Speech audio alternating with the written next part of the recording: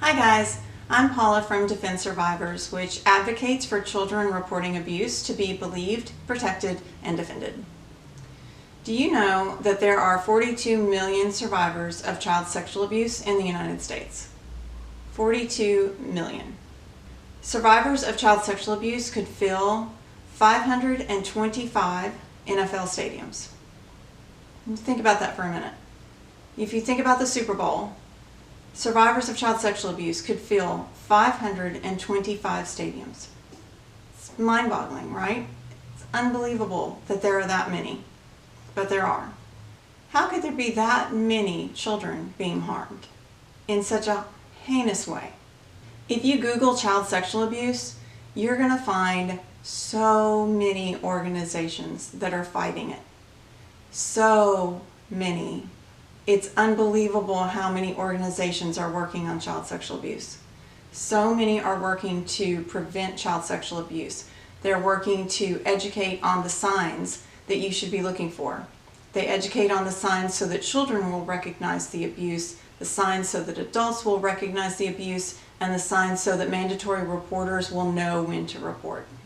These signs are critical. Everybody needs to know the signs that they should be aware of so that they know if their child is acting differently. They need to know if their child is being very nervous around someone. That should be a red flag sign. They need to know if someone is paying too much attention to their child or giving them gifts that seem inappropriate. Everybody should know these signs and know when to be concerned. But there's the number one sign that a child is being sexually abused that we don't talk about very much. And that sign is when the child tells you that they're being abused. Well, of course, right? Well, that's obvious. If they tell you, then of course, right?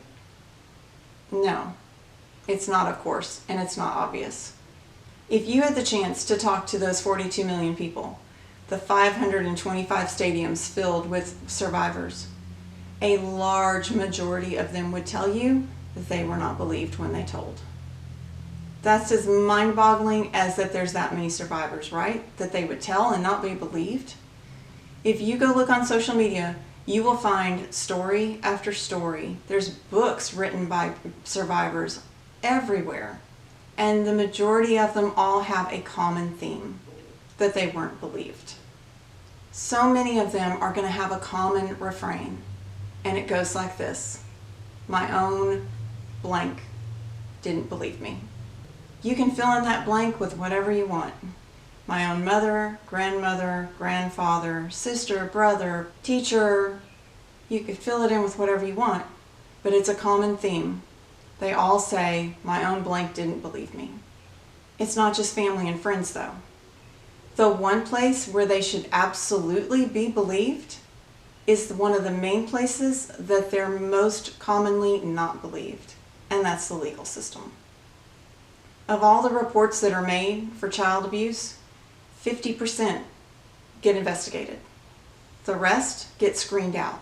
They never even get looked at. 29% of child sexual abuse reports result in an arrest. That number drops to 19% if the child is under 6 years old.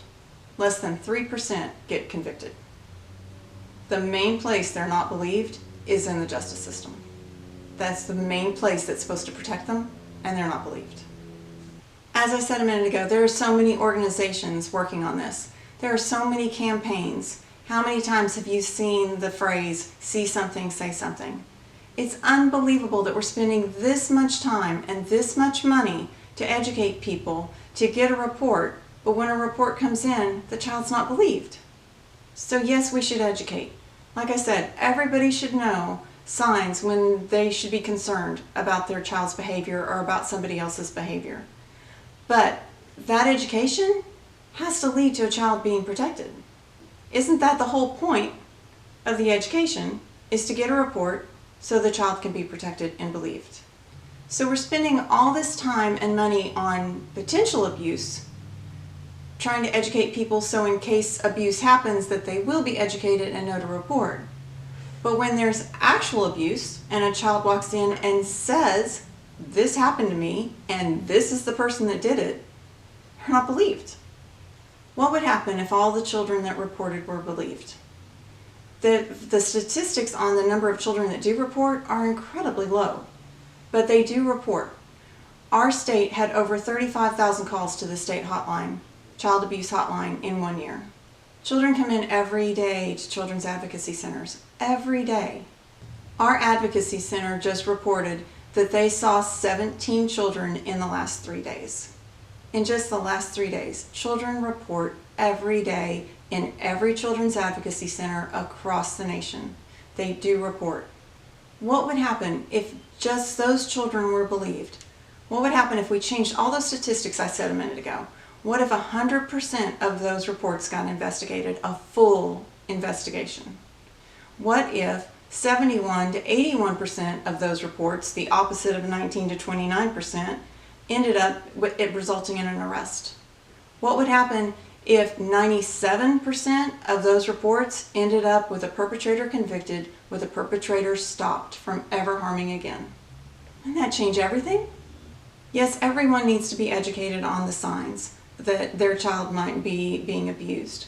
But you also need to know that all children act differently. That might be a sign that your child is being abused. It might be a sign of something else. It might be a sign that they're being bullied at school, or they're being pressured to just try drugs or something else. Then you do need to know that it could be a sign that they're being sexually abused. But also need to know that children who are being sexually abused might not have any of those signs. Children that are being abused all act differently, and they all act differently when they report. When they're describing the abuse that happened to them, they might even smile or laugh. Why would they do that? Because when they're reporting, it might be more about how comfortable they are with the person they're reporting to, with you, than about what actually happened to them. It could be that they're trying to make you feel comfortable because they know this is a really difficult situation. Could be that they're trying to make themselves feel comfortable because this is a really difficult situation and their anxiety is high, and you don't know how they're going to react to that, because children are trained by the abuser to not trust adults. There are many, many reasons why a child would react the way they do to abuse, or react the way that they do when they're reporting. If you knew everything that child had been through, if you had experienced it with them, then their reaction to it would make perfect sense. It's not going to make perfect sense to you, though, if you haven't been through it. What a child tells you when they explain that they've been abused might sound unbelievable. That's what the abuser wants. They want it to sound unbelievable. They want you to not believe them. It doesn't matter whether it's believable to you or not. It really doesn't matter what you think. It matters what the child says happened.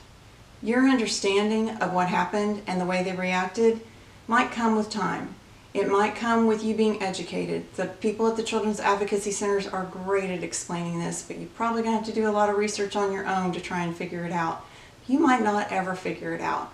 Why would something so heinous and horrible that this person would do, why would that ever make sense to you? It may never make sense. Your understanding may come over time, but the damage done to a child not being believed is immediate and irreparable. Don't let that happen to them. Believe the child.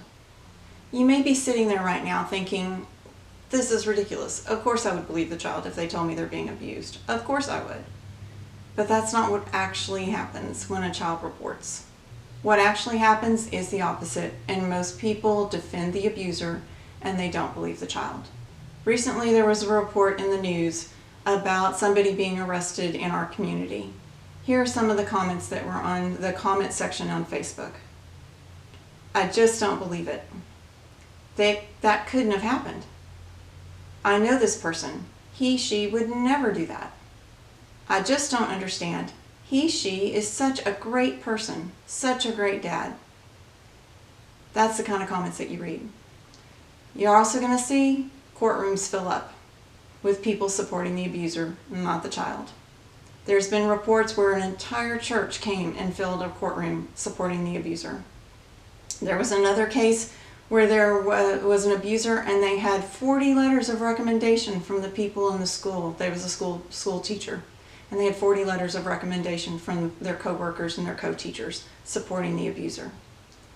It's unbelievable, I know, but it happens all the time, and it's horrific.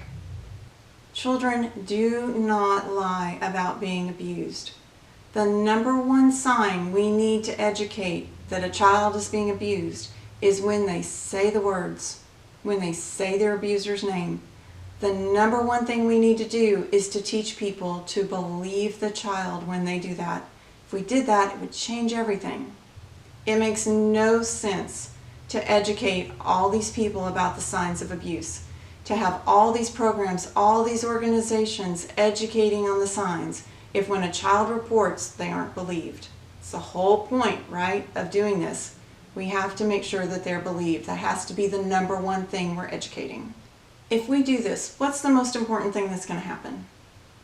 Children are going to know they're going to be believed. We constantly talk about why children don't tell. Well, I wrote something about that I'm going to read. Why don't children tell? If we want children to report, they have to see children being believed, not called liars. They have to see abusers being held accountable, not being made the victim. They have to see that they're worthy of whatever it takes to defend them from the person that made them feel worthless. They have to see that the person they thought was invincible is now powerless to hurt them ever again. Don't ask why children don't tell. Give them a reason they should. Child sexual abuse is an epidemic, but children not being believed is an epidemic too. Don't be the person that let a child down. You won't regret believing and standing with the child. Always believe the child, no matter what. If you want to stand with the child and you agree that children need to be believed and that needs to be the number one thing that we are educating on, I hope that you'll subscribe and hit the bell to know when we have more videos coming out. And above all, please believe the child.